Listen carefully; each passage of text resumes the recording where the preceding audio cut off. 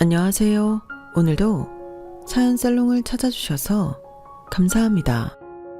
지방에서 떡집을 하고 있는 50대 여성이에요.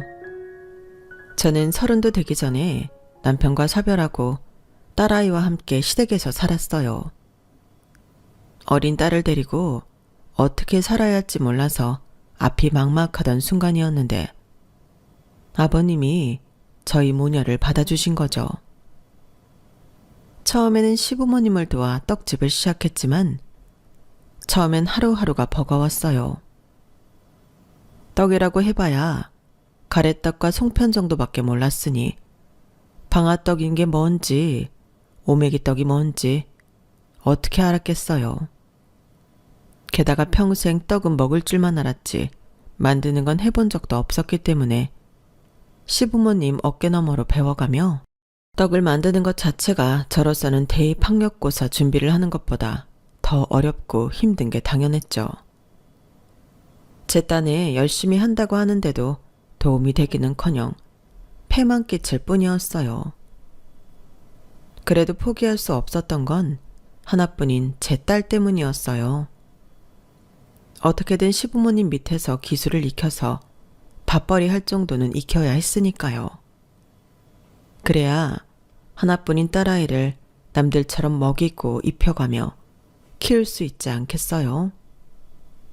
하지만 노력하는 사람은 못 이긴다고 손에 물집이 잡히고 수면 부족에 시달리면서도 떡집 일에 매달렸던 덕에 조금씩 일이 익숙해지기 시작했어요. 결국엔 시부모님한테 떡집을 물려받을 수 있었죠. 딸 자식 제대로 키워보겠다는 일념으로 일궈낸 결과였어요. 그런데 내 인생을 걸고 키워낸 내 딸을 남의 집 개만큼도 생각지 않는 인간들이 있지 뭐예요. 그러니 어쩌겠어요. 내 새끼 가슴에 피 멍들게 한 인간들한테 엄마인 제가 복수할 수밖에요. 그 인간들이 혹시라도 이 채널을 보고 있다면 이번 기회에 이 얘기를 꼭 해주고 싶네요. 내 자식이 귀하면 남의 자식도 귀하다는 걸 똑똑히 기억하라고요. 사별한 제 남편은 소방관이었어요. 처음 사귈 때부터 그랬던 건 아니고 저랑 사귄 지 3년이 넘어가던 시점에 소방 공무원 시험에 합격해서 소방관이 되었어요. 원래 남편 꿈은 소방관은 아니었어요. 체육교육학과를 나온 남편은 체육교사가 꿈이었는데 그 꿈이 좌절되고 차선책으로 찾은 게 소방관이었죠. 운동을 오래 해온 덕에 체력만큼은 자신 있던 사람이라서 필기시험에 중점을 두고 공부했는데 그런 남편을 곁에서 뒷바라지했던 사람이 바로 저였어요. 저와 남편은 대학 선후배 사이로 2살 연상이었던 저는 당시 직장에 다니고 있었어요. 학생인 남편과 달리 벌이가 있던 터라 데이트 비용은 물론 남편 생활비도 부담했죠. 지방에 계시는 시부모님이 남편 학원비와 원룸 월세를 내주고 계셨지만 저희 시댁도 그리 넉넉한 형편이 아니어서 생활비는 남편이 아르바이트로 충당했었는데 제가 아르바이트를 그만두게 했거든요. 기왕 시험 보기로 결정한 거면 시험 준비에만 집중해. 그동안 생활비는 내가 댈 테니까. 미안하다는 생각할 거 없어. 그럴 시간에 조금이라도 빨리 합격하면 되잖아. 안 그래? 나 그 정도 능력은 되니까 부담 갖지 말고 공부에만 집중하자. 남편은 남자 체면에 여자친구한테 도움받아가며 공부하는 걸 무척이나 자존심 상해했지만 그런 만큼 죽기 살기로 공부했어요. 그리고 그 결과는 합격이었죠. 함께 공부를 시작했던 친구들에 비해 먼저 소방관이 된 남편은 소방관이 되고 이듬해 프로포즈를 했어요. 이제는 자기가 저를 먹여 살리겠다면서요. 결혼을 한다고 해도 회사를 그만둘 생각은 없었지만 그래도 제 인생을 책임지겠다고 하는 남편의 말이 그렇게 고마울 수가 없더라고요. 그건 제가 살아온 인생 탓일 거예요. 시댁에서는 그동안 제가 남편 뒷바라지를 해온 사실을 알기 때문에 결혼은 당연한 걸로 받아들이고 있었어요. 저희 집 역시 결혼을 반대하는 사람은 없었고요. 정확히는 아무도 관심이 없었던 거지만요. 저희 부모님은 제가 중학교에 들어가던 무렵 이혼을 하셨어요. 어머니는 이혼하고 바로 재혼을 하셨고 아버지는 저랑 둘이 살다가 제가 중3이 되던 해 재혼을 하셨어요. 새어머니는 아버지와는 사이가 꽤 좋았지만 저와는 그러지 못했어요. 그렇다고 대놓고 못된 계모처럼 굴었던 건 아니고 하숙생 정도로만 생각하셨던 것 같아요. 저도 새어머니에 대해 딱히 정이 있던 건 아니었기 때문에 그 정도 관계가 적당했다고 생각해요. 사실 저는 대학에 들어가면서 바로 집을 나오고 싶었어요. 집에서 새어머니 눈치를 보며 사느니 밖에서 안 보고 편히 살고 싶었거든요. 하지만 아빠는 여자애를 밖으로 내돌릴 수 없다는 이유로 제 독립을 막으셨고 그래서 어거지로 집에 붙들려 살고 있었죠. 그런데 드디어 독립할 기회가 온 거예요. 그렇다고 해도 쌍수를 들고 환영할 상황은 아니었어요. 제가 집을 나을 수 있었던 건 저희 아빠가 세상을 떠나셨기 때문이니까요. 아빠는 제가 대학교 2학년 때 교통사고로 세상을 떠나셨거든요. 그때부터 저는 집을 나와 혼자 살기 시작했어요. 집을 나오고부터는 새어머니와 연락할 일이 없었고요. 그러니 제가 결혼을 한다고 해도 딱히 관심을 가져줄 사람이 없었던 거죠. 물론 친어머니는 재혼한 뒤에도 저랑 연락은 이어갔지만 이미 다른 분과 가정을 이룬 상태라서 가끔 안부 인사 정도만 나누는 정도였어요. 그래도 부모라고 제 결혼을 알렸더니 매정하게 딱 잘라 말씀하시더라고요. 혹시나 해서 하는 말인데 나 혼자석에 앉을 생각 없어.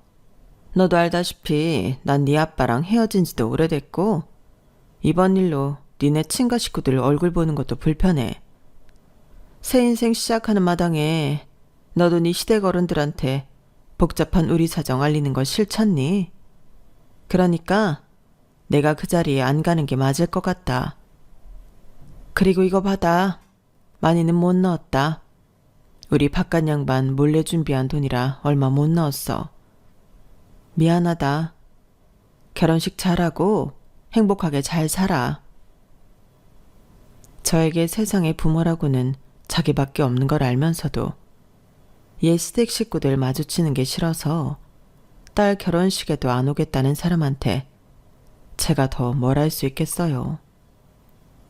내 앞에 앉아있는 이 사람은 단지 생물학적인 엄마일 뿐 그 이상도 이하도 아니라고 마음속으로 되뇌었어요. 그래서 돈 봉투를 돌려주었어요. 미안하실 거 없어요. 저도 엄마랑 똑같이 돌려드릴 거니까요. 나 역시 엄마 장례식에는 절대 가지 않을 거거든요. 그러니까 이 돈 받으세요. 미리 부조한다 셈 칠게요. 그렇게 자리를 박차고 카페를 나왔는데 얄밉게도 거리는 화사한 노란 단풍으로 물들어서 너무 아름답더라고요. 내 마음은 갈갈이 찢어져 있는데 말이죠. 비현실적으로 아름다운 그 단풍길을 저는 소리 죽여 울면서 걸어갔어요. 결국 결혼식 당일 혼주석에는 작은 아버지 내외가 앉아주셨어요. 결혼식장에도 작은 아버지 손을 잡고 입장했고요. 작은 아버지와 연락을 하며 지내는 사이는 아니었지만 제 처지를 딱하게 여기셔서 제 부탁을 들어주신 거였죠. 정작 제 어머니는 결혼식에도 오지 않으셨는데 말이죠. 제가 결혼을 빨리 하고 싶었던 건 모르긴 해도 부모님 영향이 컸던 것 같아요. 양쪽 부모 누구한테도 온전한 사랑을 받지 못했던 내 자신을 위해서 내가 직접 사랑 가득한 가정을 꾸리고 싶었던 것 같거든요. 다행히 남편은 가정적이고 세심한 사람이었어요. 현장에서 그 힘든 상황을 매번 겪으면서도 현관을 들어설 땐 늘 밝은 얼굴이었어요. 자신이 힘든 표정을 보이면 제가 신경 쓸까봐 배려했던 거였죠. 거기다 제가 해주는 음식은 그게 뭐든 늘 맛있게 먹어주었어요. 집에서 요리를 배우지 못한 저는 당시 요리 실력이라곤 라면이나 겨우 끓이는 정도였는데 그런 사람이 만든 된장찌개며 김치찌개가 온전했겠어요.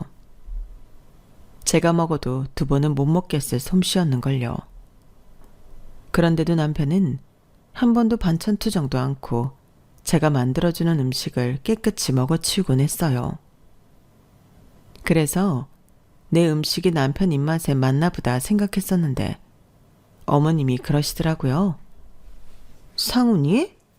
걔가 얼마나 입이 까다로운 앤데 걔 학교 다닐 때 지 친구들 도시락 반찬도 절대 안 먹었어. 입에 안 맞는다고. 대학 합격하고 서울에 보내면서 얼마나 걱정했는지 모른다.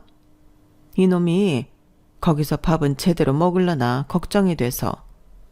그래서 매번 반찬을 바리바리 해서 보내주곤 했었잖니. 생각해보니 남편이 살던 원룸에는 늘 냉장고가 반찬으로 가득했었어요. 가끔은 저도 얻어다 먹었을 정도로요. 그런데 거기에 그런 사연이 있었다니. 아무튼 남편이 맛으로 제 음식을 먹어주는 게 아니라는 건 알 수 있었어요. 그래서 더 미안하고 안쓰럽더라고요. 나도 먹기 힘든 음식을 꾸역꾸역 먹어주는 남편이 참 안 됐다 싶었거든요. 하루가 멀다 하고 불구덩이에서 사투를 벌이는 사람인데 먹는 것까지 부실하게 해줄 수 없다는 생각에 매번 시어머니께 전화해 어디에 뭘 넣어서 만들면 되는지 전화로 요리 코치를 받았어요. 물론 실력 차이가 있어서 어머님이 해주신 것과 똑같지는 않았지만 그래도 자꾸 연습을 하다 보니까 얼추 비슷해지기는 하더라고요. 그걸 어떻게 하냐고요? 남편이 이렇게 말했거든요. 이상하네. 당신 음식에서 점점 어머니 손맛이 나는 것 같아. 이렇게 말이죠. 그 말은 그 어떤 찬사보다 반갑고 듣기 좋더라고요. 그래서 더더욱 열심히 남편 먹일 음식을 만들어댔죠. 결혼하고 그해 겨울, 저는 딸아이를 임신했어요. 이제 겨우 임신 5주차 진단을 받았을 뿐인데도 남편은 마치 딸아이가 세상에 태어난 것처럼 좋아하더라고요. 당시는 딸인지 아들인지 성별을 모르던 때였는데 남편은 뭘 보고 확신을 했는지 제 뱃속에 든 아이는 예쁜 공주님이라고 단언했어요. 그리고 수개월 뒤 저는 남편 말대로 딸을 낳았죠. 딸아이가 세상에 태어나자 남편은 세상 둘도 없는 딸바보가 되었어요. 하루는 모기가 딸아이 뺨을 물었더니 온 집안을 모기장으로 둘러놓았을 정도로요. 출동 뒤 돌아와서 파김치가 되어 있는 상황에도 딸아이가 아이스크림이 먹고 싶다고 하면 자다가도 벌떡 일어나 사올 정도로 딸아이를 위한 거라면 뭐든 극성이었어요. 아빠한테 그런 사랑을 받으니 딸아이는 오죽했겠어요. 새까맣고 커다란 눈동자로 제 아빠를 살살 녹이는데 꼬리 9개 달린 여우가 따로 없더라고요. 세 식구가 한 집에 있는데도 마치 부녀 둘만 집에 있는 것처럼 저는 소외되기 일쑤였어요. 남편한테 있어서 세상 최고의 피로회복제는 바로 딸아이였죠. 지금 생각해보면 그런 점에 있어서 딸아이한테는 정말 고마워요. 남편 직장 동료들은 종종 저희 집에 찾아와 함께 고기도 구워 먹곤 했는데요.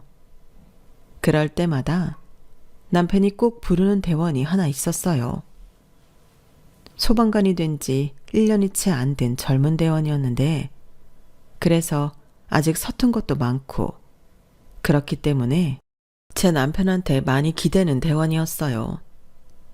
고등학교를 졸업하고 군복무를 마친 뒤 바로 소방관이 된 터라 나이만 보면 애기였어요.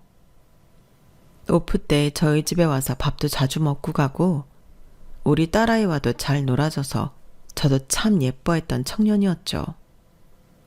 그런데 어느 날부턴가 그 대원이 보이지 않더라고요. 여보, 민우 씨는 요즘 왜 안 데려와? 못 본 지 몇 달 되는 것 같은데. 그러자 남편이 표정이 살짝 굳더니 지나가는 말처럼 슬쩍 그러는 거예요. 그만뒀어. 몸이 안 좋대. 아니, 어디가 얼마나 안 좋은 건데? 출동 나가서 다쳤어? 그러자 남편은 더 이상 아무 말도 하지 않았어요. 그리고 얼마 뒤 남편 오픈날이 되었는데 평소와 달리 외출 준비를 하더라고요. 그러면서 저한테 어딜 좀 같이 가겠냐고 물었어요. 딸아이 어린이집 하원 시간에 맞춰 돌아올 수 있는 덴가 가늠하려고 남편한테 어딜 가는 거냐고 금방 올 수 있는 데냐고 물었어요. 그랬더니 남편이 침울한 표정으로 그러더군요. 민우가 죽었대. 남편과 함께 민우 씨 장례식장에 갔더니 이미 소식을 들은 몇몇 대원들이 와 있더라고요. 다들 침울한 표정으로 술잔만 기울이고 있었어요. 그날 그곳에서 들은 얘기는 충격적이었어요. 어린 나이에 화재 현장에서 힘든 상황을 여러 번 경험한 민우 씨가 외상 후 스트레스 장애 증상을 보였나 봐요. 잠도 잘 못 자고 식사도 잘 못하고 그래서 더는 일을 할 수 없게 되었던 거죠. 힘들게 공부해서 된 소방관을 그만두고 한동안 집에 칩거해 지내던 민우 씨는 트라우마를 극복하지 못하고 결국 스스로 생을 마감했던 거예요. 그날 장례식장에서 남편의 동료들이 하는 얘기를 들어보니 소방관 중에 민우 씨처럼 그런 선택을 하는 사람들이 꽤 있는 모양이더라고요. 우리는 소방관을 단순히 불을 끄는 일을 하는 사람이라고만 알고 있지만 실제로 소방관들이 하는 일은 참 다양했어요. 그리고 그 과정에서 일반인이라면 평생 한 번도 경험하지 않아도 될 상황을 일상처럼 접해야 하고 그러자니 아무리 멘탈이 강한 사람이라도 버텨낼 체간이 없는 거였죠.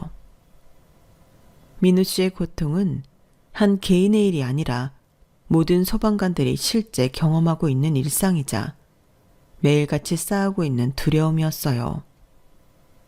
그동안 가족들 앞에서 티를 내지 않았던 내 남편도 겪고 있는 일이기도 했고요. 하지만 그럼에도 불구하고 이런 일이 내 남편한테 일어날 거라는 생각은 꿈에도 하지 않았어요.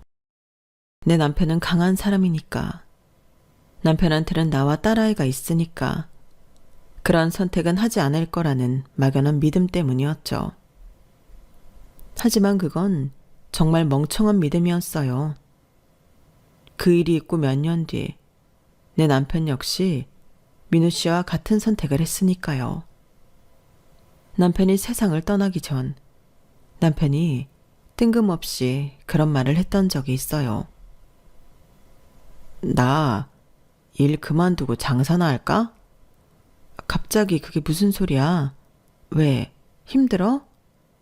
아니, 그냥 언제까지 일을 할 수는 없을 것 같고 좀 일찍 그만두고 새 일을 찾아보는 게 낫지 않을까 해서. 근데 여보, 나도 슬기 키우느라 일 그만둔 지 좀 됐는데 당신까지 갑자기 일을 그만두면 당장 우리 어떻게 살아? 내가 일자리 구할 때까지만 더 해주면 안 될까? 경단녀라. 당장 직장을 구하긴 힘들겠지만 한번 알아볼게. 그때까지만 버티자. 어? 그때는 남편 상태가 얼마나 안 좋은지 몰랐기 때문에 그렇게 말을 했던 거였는데 지나고 보니 그때라도 당장 남편을 그만두게 했어야 했던 게 아닐까 후회가 돼요. 그 후 3개월쯤 뒤 저는 새 직장에 출근을 하게 되었고 그 다음 달에 남편은 소방관 일을 그만두었어요. 직장인들도 퇴직을 하고 나면 한동안은 그간의 피로를 푸느라 흐트러진 채 생활을 하곤 하잖아요. 그동안 못 잤던 잠도 자고 친구들을 만나 술도 마시고 여행도 하고 제 남편도 그랬어요. 무슨 잠을 그렇게 자는지 딸아이 하원 시간도 매번 늦어서 직장에서 일하는 제게 매번 연락이 오곤 했거든요. 그리고 그날도 그랬어요. 여보, 아직도 자는 거야? 슬기 데리러 가야지. 오늘도 또 어린이집에서 전화 왔단 말이야. 빨리 가서 슬기 데려와. 여보, 내 말 안 들려? 아직도 잠이 안 깬 거야?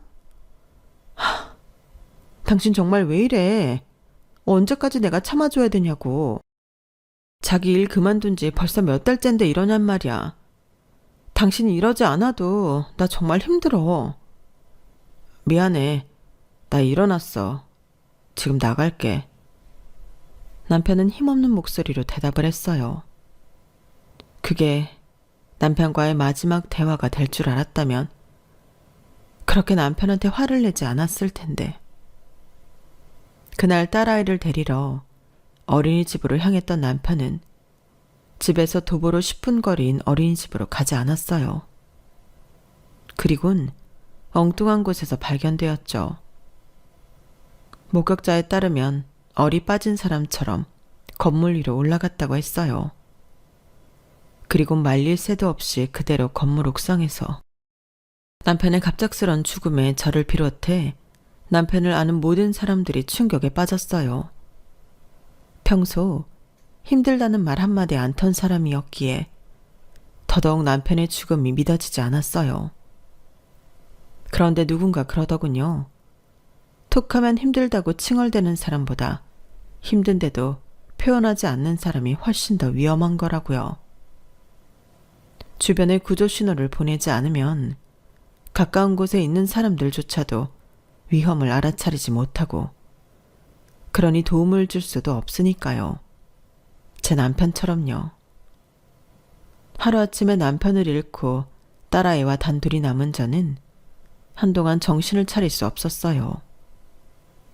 남편이 그 지경이 되도록 바로 옆에 있으면서 눈치도 못 채고 아무 도움이 되지 못했다는 사실에 하루에도 몇 번씩 억장이 무너지는 것 같고 내가 남편을 죽인 거라는 죄책감도 들었어요.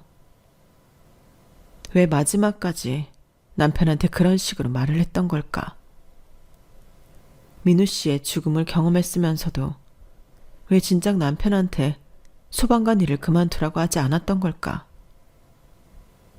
눈을 뜨는 순간부터 떠오르는 오만 가지 생각들과 후회로 정신을 차릴 수가 없었어요. 회사도 그만두고 딸아이도 어린이집에 보내지 않은 채 집에 불도 안 켜고 죽기로 작정한 사람처럼 이불 속에서 널브러져 있었어요. 딸아이는 그런 제 옆에서 제 눈치만 살피고 있었죠. 그런데 밖에서 초인종 누르는 소리가 들리는 거예요. 반응을 안 하면 몇 번 누르다 가겠지 했는데 멈추지 않고 계속 누르더라고요. 무거운 몸을 이끌고 현관으로 가보니 딸아이가 문을 열려고 애쓰는 게 보였어요. 엄마, 할부지 왔어. 그게 무슨 소린가 싶어 문을 열었더니 정말 시아버님이 서 계시더라고요. 아버님은 제 꼴을 보시더니 한숨을 삼키시곤 집으로 들어오셨어요. 불도 안 켠 어두컴컴한 집안은 엉망진창이었어요. 식탁에 먹다 남은 밥이랑 반찬이 그릇에 굳어 있었고 아이가 벗어둔 옷까지며 장례식 때 입었던 상복까지 사방에 널브러져 있었죠. 그걸 본 아버님은 아무 말도 안 하시고 손수 청소를 하셨어요.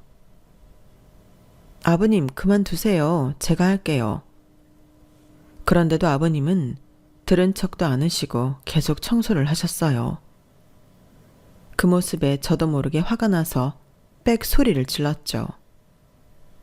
그만하시라고요. 여긴 내 집이에요. 그러니까 저 좀 가만 내버려 두고 가시라고요. 그러자 아버님이 저를 노려보며 그러셨어요. 왜? 네 남편 죽었으니 이제 내 며느리 노릇도 안 하겠다는 거냐? 넌 어떻게 생각하는지 모르겠지만 난 그렇게는 못한다. 한번 내 집에 며느리로 들어왔으면 죽어도 넌 내 며느리인 거야. 난 죽은 자식 걱정은 안 한다. 살아있는 며느리랑 손녀 살릴 생각밖엔 없으니까. 그러니 잘 들어라. 너 이대로 죽어가게 안 둔다. 내 아들놈이 살아있었어도 그놈도 마찬가지였을 거다. 너 이렇게 망가지게 안 둬. 청소 도울 생각 없으면 들어가서 쉬어라. 여긴 내가 알아서 하마. 아버님은 기어이 집 청소를 다 하셨고 제 딸아이를 데리고 나가 찬거리도 사오셨어요. 그리고 손수 밥까지 해서 저녁상을 차려주셨어요. 오랜만에 밥을 먹게 되자 딸아이는 반찬 투정도 않고 열심히 먹더군요.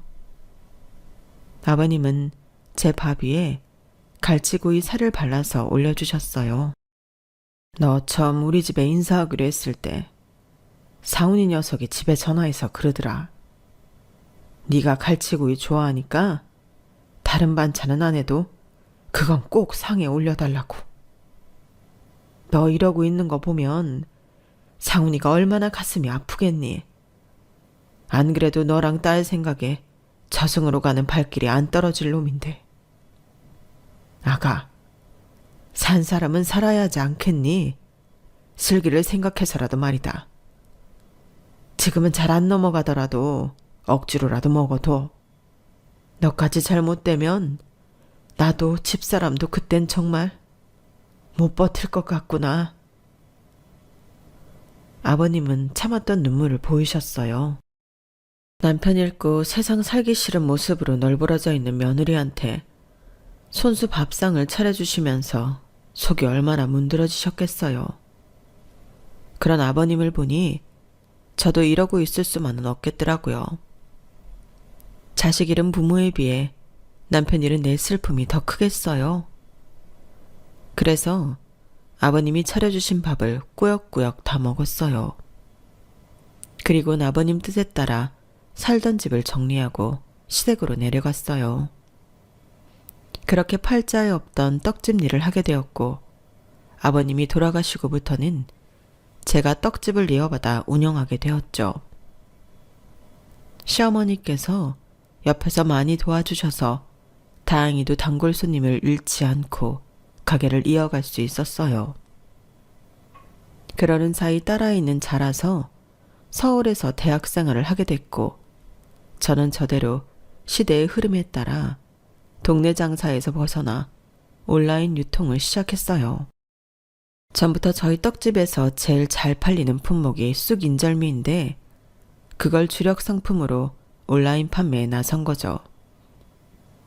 여러 가지 종류 떡을 만들어 팔아도 나가는 떡만 나가고 나머지는 늘 남아 폐기 처분하기 일쑤였거든요. 그래서 과감히 주력 상품만 만들어서 팔기 시작하자 오히려 매출이 늘기 시작하더라고요. 처음엔 전화 주문을 받아 택배 판매만 했는데 딸아이가 온라인 판매를 해보라고 해서 각종 온라인 쇼핑몰에서도 판매를 하게 되었어요. 그러다 해외 배송 문의도 많이 들어와서 개별 진공 포장을 해서 해외 배송도 하게 되었죠. 순식간에 동네 떡집에서 해외까지 떡을 파는 회사가 돼버린 거예요. 그런데 출고량이 늘어나자 문제가 생기더라고요. 아버님이 떡집을 하실 때는 어머님이 동네 아주머니들과 쑥을 뜯어다 재료를 대곤 하셨는데 장사 규모가 커지고 해외 유통까지 시작하면서 그 정도 물량으로는 택도 없어진 거죠. 그래서 주변 마을에 사시는 분들까지 다들 저희 집에 쑥을 뜯어다 대는 일을 시작하게 되신 거예요. 작은 떡집 하나가 온 마을 사람들을 먹여 살리게 된 거죠. 그렇게 떡집 사업을 해가다 보니 어느새 딸아이는 결혼 정년기가 되었고 2년 정도 연애를 해오던 남자랑 결혼을 하겠다고 집에 찾아왔더라고요. 연 매출이 몇백억이 되는 엄청난 규모로 가게를 키웠지만 여전히 아버님이 하시던 가게에서 장사를 하고 있어서 사윗감은 저희 집이 조그마한 떡집을 하는 줄 알았을 거예요. 근처에 공장을 크게 지어놓고 밤낮으로 가동하는 줄은 몰랐을 테니까요. 처음엔 사위가 돈 보고 제 딸한테 다가온 게 아닌가 싶어서 저희 집 사정을 일부러 말하지 않았어요. 그런데 알고 보니 사위 부모님도 꽤 재력이 있는 분인 것 같더라고요.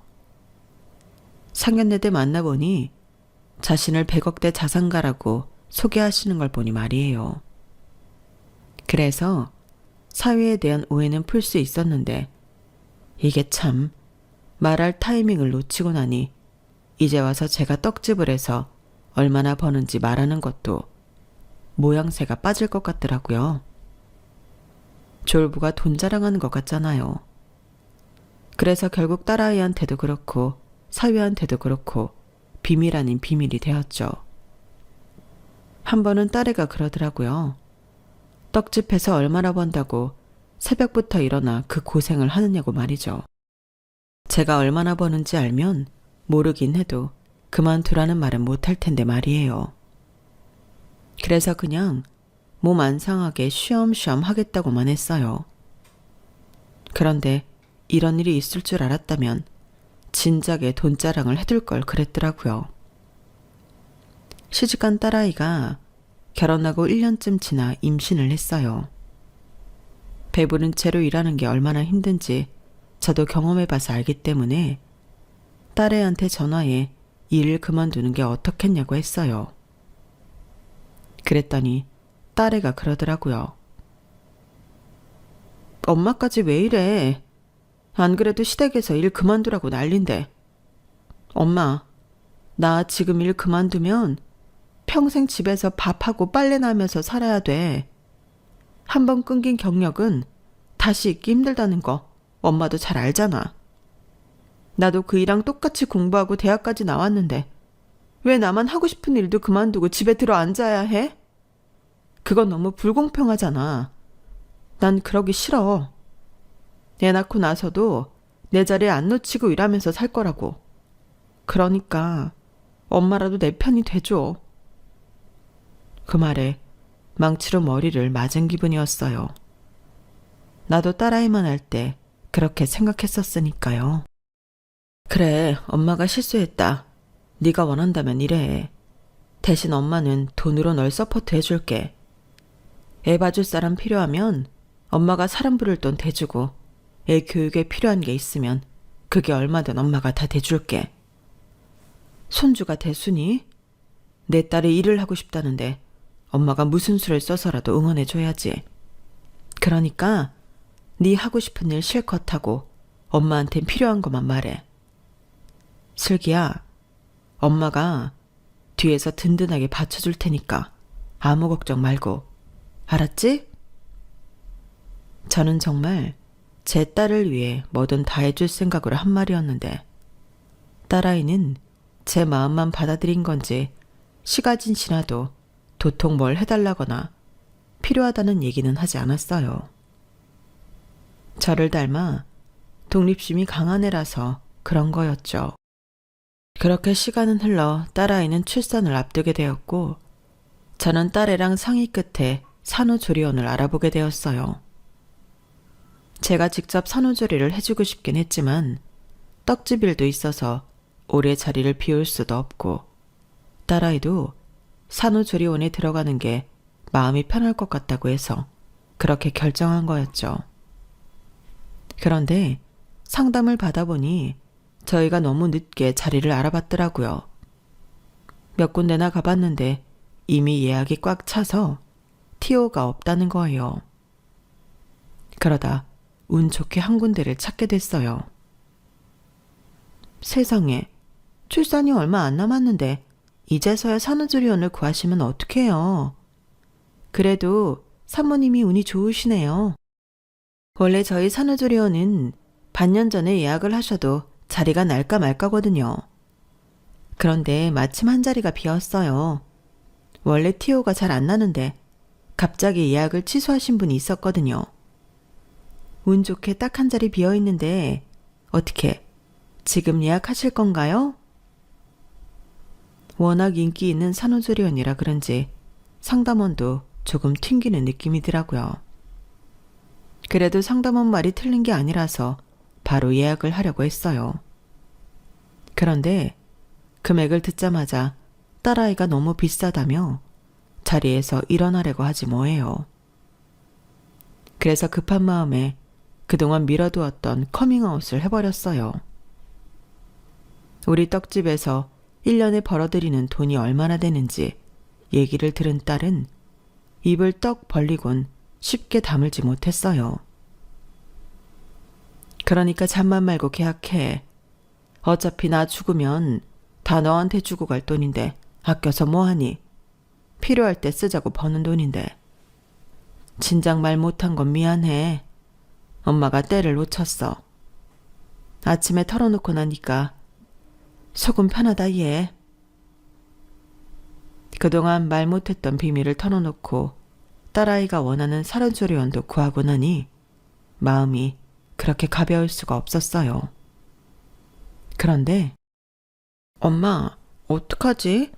나 산후조리원 못 들어갈 것 같아. 산후조리원은 내가 전화해서 캔슬했어. 아니 왜? 거기가 마음에 안 들어? 그럼 다른 데 찾아볼까? 아니 그게 아니라 어머님이 직접 산후조리를 해주시겠대. 출산하고 시댁에 들어오시라네? 뭐? 아니 사부인은 또 왜 그러신다니? 네가 거기서 편히 쉴 수나 있겠어? 명색이 며느리가 돼선 시어머니가 해주시는 밥 먹고 누워있을 수 있겠냐고. 누가 봐도 말도 안 되는 소리였지만 딸아이는 애써 밝은 목소리로 어디든 자기는 상관없다고 그러더라고요. 전화를 끊고도 마음이 놓이지 않았어요. 자세히는 모르지만 사부인이 그리 편한 성격이 아니라는 건 어렴풋이 알고 있었기 때문에 더 마음이 무겁더라고요.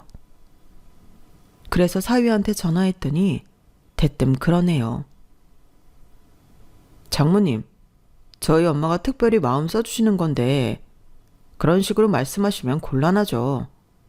요즘 세상에 며느리 산후조리 해주겠다는 시어머니가 어디 흔해요. 고마워하시기는커녕 마치 우리 엄마가 슬기 잡아먹을 것처럼 말씀하시니까 정말 불쾌합니다. 이보게, 내가 언제 그런 식으로 말했나? 난 그저 슬기도 그렇고 사부인도 그렇고 서로 불편하지 않을까 걱정된다는 얘기였어. 아무렴 내가 사부인 마음을 그렇게 곡해하고 있겠어? 암튼 산후조리는 저희 엄마가 해주실 거예요. 그러니까 그 문제는 다시 꺼내지 말아주세요. 끊습니다.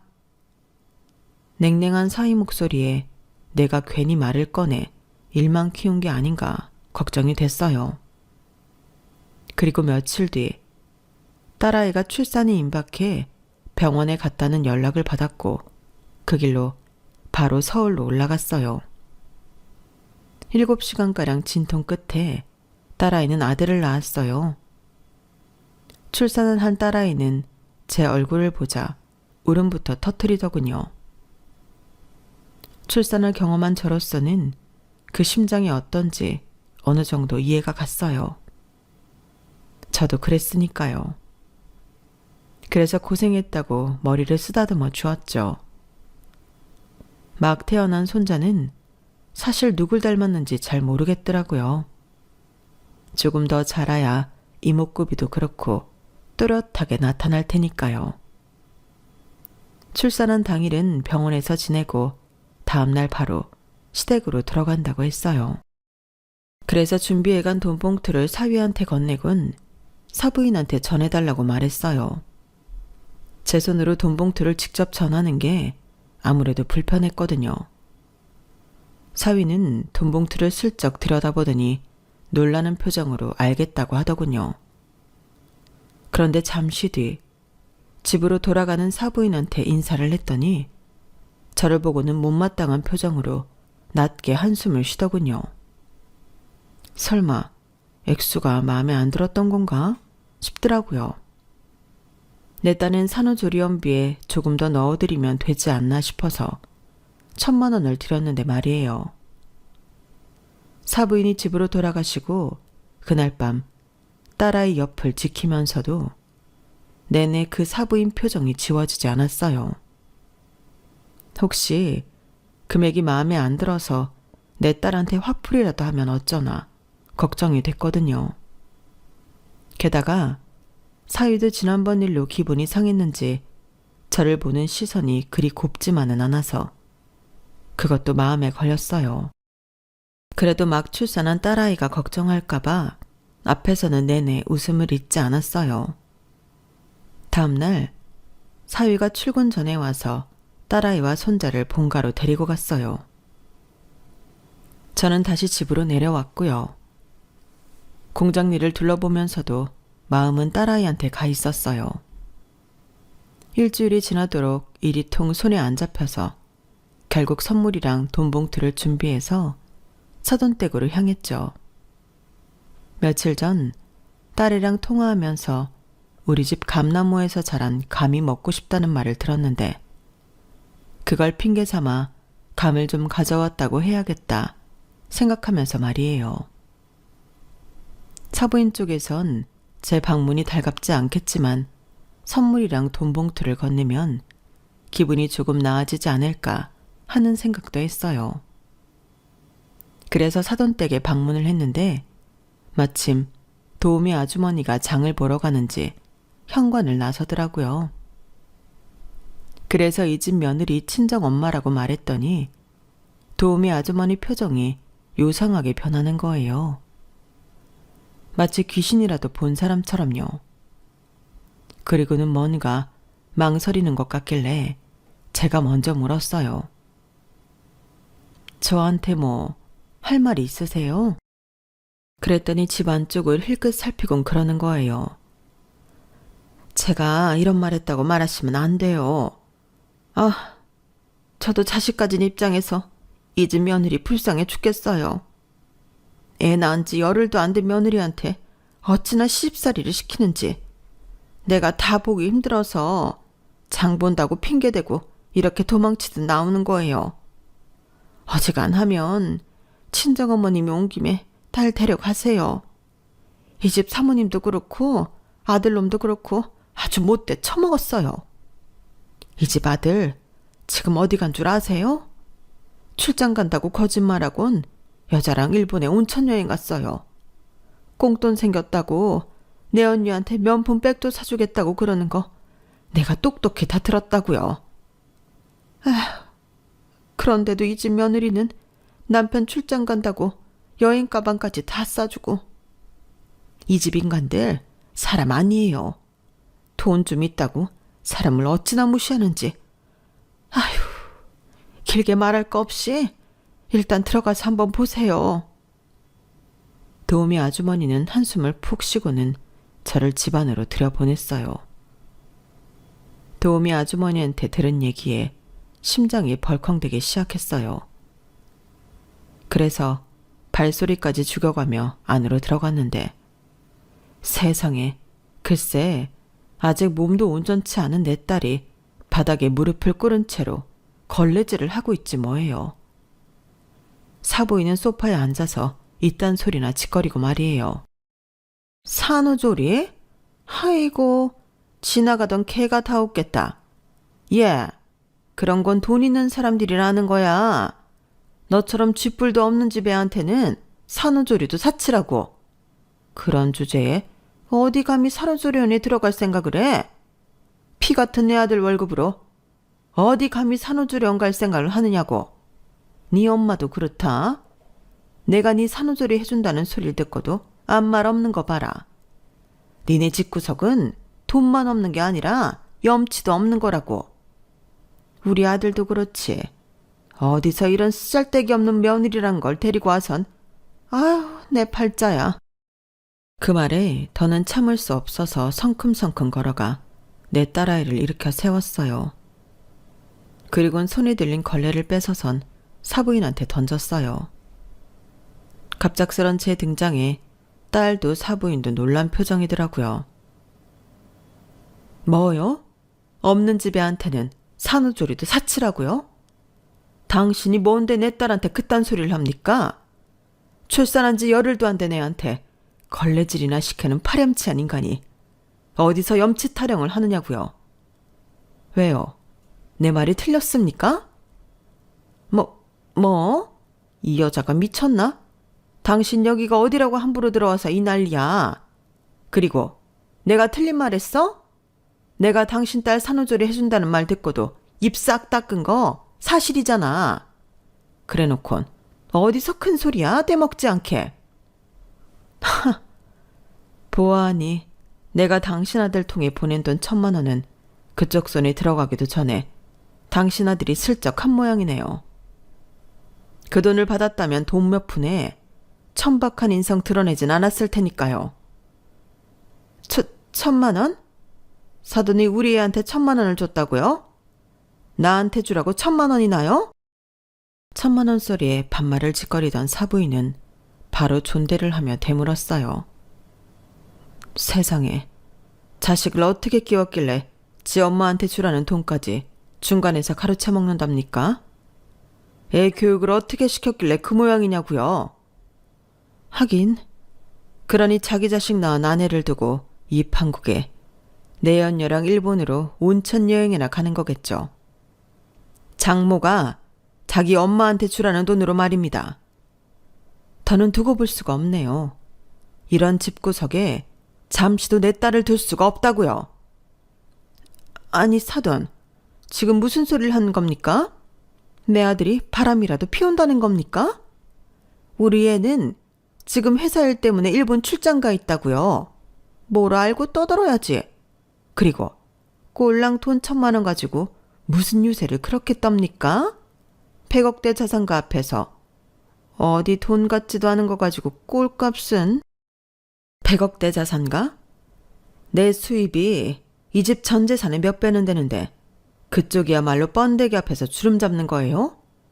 콜랑 100억 가지고 세상 돈 다 가진 척하는 꼴이라니 웃기지도 않네요. 슬기야, 엄마랑 가자. 엄마는 이런 구질구질한 집구석에 내 딸을 잠시도 둘 수가 없어. 저는 그 길로 딸아이 짐가방을 챙겨 손자까지 데리고 그 집에서 나왔어요. 사부인이 손자는 놓고 가라고 길길이 날뛰길래 아내랑 자식 버리고 바람난 아들놈 탓이나 하라고 하곤 나와버렸죠. 딸아이와 함께 집에 돌아온 저는 도우미 아주머니를 통해 들은 사위의 외도 사실을 전했어요. 안 그래도 딸아이 역시 그동안 지 남편을 의심하고 있던 모양이었어요. 임신 중에 자주 외박을 했다더라고요. 딸아이는 혹시나 했던 게 사실로 밝혀지자 단칼에 결론을 내렸어요. 이혼을 하기로요. 아이 생각해서 살아봐야 그게 더 애한테 안 좋은 영향을 끼칠 것 같다면서요. 그래서 저는 딸애한테 이혼 전문 변호사를 선임해 주기로 했어요. 이틀 뒤 사위가 집으로 찾아왔길래 면상에 걸레밥물을 한 바가지 뿌려주었습니다. 내 생각 같아선 똥물을 퍼붓고 싶지만 나한테까지 튀길까봐 이 정도로 해두는 거니까 고마운 줄 알아. 더러운 낯짝 들고 여기가 어디라고 기어와? 내가 준 돈 들고 일본 온천에서 내 언니랑 실컷 뒹굴었나? 면세점에서 명품 베개라도 안겨줬어? 그러자 사위는 놀란 표정으로 되물었어요. 그걸 장모님이 어떻게... 자네가 여기저기 흘리고 다니는데 어떻게 내가 모르겠어. 길게 말할 거 없네. 내 딸은 밖에서 굴러먹다 온 네 놈이 더러워서 더는 같이 못 살겠다고 하니까 이쯤에서 헤어지게. 혹시나 해서 하는 말인데 바람까지 핀 주제에 애 양육권을 바란다거나 친권을 주정할 생각이라면 꿈도 꾸지 말게. 내 재력이 어느 정도 되는지는 자네 모친이 잘 알 거야. 그러니까 이혼 소송으로 전 재산 다 날리고 싶지 않으면 우리 쪽 변호사가 하자는 대로 입 닥치고 따라. 알았어? 장모님, 제가 잘못했습니다. 제가 잠시 헷가닥 했나 봐요. 다시는 그런 실수 안 할 테니까 한 번만 용서해 주세요. 그리고 장모님 혼자 그 큰 사업 하시려면 도와줄 사람도 필요할 거 아닙니까? 그래도 제가 명색이 사위인데 남보다 낫지 않겠어요? 내 사업이다 생각하고 열심히 도와드릴게요. 아이고 이놈 봐라. 떡 줄 사람은 생각도 안 하는데 어디서 김칫국을 퍼먹고 있어? 얘, 내가 대가리에 총 맞았니? 너 같은 잡놈한테 내 떡집을 맡기게? 하도 어이가 없어서 웃음도 안 난다. 씨알도 안 먹힐 일에 대가리 들이밀지 말고 100억대 자산가인 네 아버지한테는 가봐. 듣자 하니 요즘 니네 아버지 회사 휘청한다던데. 다 털리기 전에 가서 부스럭이라도 주우라고. 저는 사회를 마당에서 내쫓고 대문을 걸어 잠궜어요. 대문 밖에서 고래고래 소리를 지르며 내 딸 이름을 부르던 사위는 동네 사람들한테 험한 욕을 들어먹곤 결국 발길을 돌리더군요. 다행히 딸아이는 우리가 원하는 조건대로 이혼을 할 수 있었어요. 능력 있는 변호사 덕분이었죠. 수임료가 비싸긴 했어도 그만큼 결과가 좋아서 후회는 없어요. 그리고 딸아이는 회사에 사표를 냈어요. 출산 휴가가 끝나면 복직을 하려던 계획을 전면 수정했거든요. 저희 떡집 매상을 보더니 자기가 맡아서 해보겠다고 욕심을 내지 뭐예요. 저야 잘됐다 싶었죠. 안 그래도 너무 규모가 커져서 저 혼자 꾸려나가기에는 역부족이었거든요. 물론 직원이 있긴 하지만 사장이 알아야 뭘 시켜도 시키는 거 아니겠어요? 남들은 하나뿐인 딸이 이혼을 했으니 얼마나 속이 상하냐고들 했는데 솔직한 심정으로는 속이 상하는 건 없어요. 자식이 내 품을 떠나 잘 살기를 바라는 마음이야 어느 부모나 마찬가지겠지만 그래도 인간 같지 않은 것들하고 기를 쓰고 맞춰가며 살려고 상처받으며 사는 것보다는 이혼녀로 내 품 안에서 사는 게 낫다 싶거든요. 그러다 정말 좋은 짝을 만나면 그땐 제가 먼저 품에서 밀어내주면 되니까요. 그래도 지금 당장은 딸이랑 손자를 옆에 끼고 살고 싶네요. 지금까지 제 사연을 들어주셔서 감사합니다. 시원하게 끝냈지만 어딘가 답답하던 속이 이제 좀 시원합니다. 제 이야기 들어주셔서 정말 감사드리고 건강 잘 챙기시고 다들 부자 되세요. 여러분, 사연 댓글에 응원과 현명한 조언 부탁드려요. 좋아요와 구독은 저에게 큰 힘이 됩니다. 오늘도 좋은 일 가득하세요.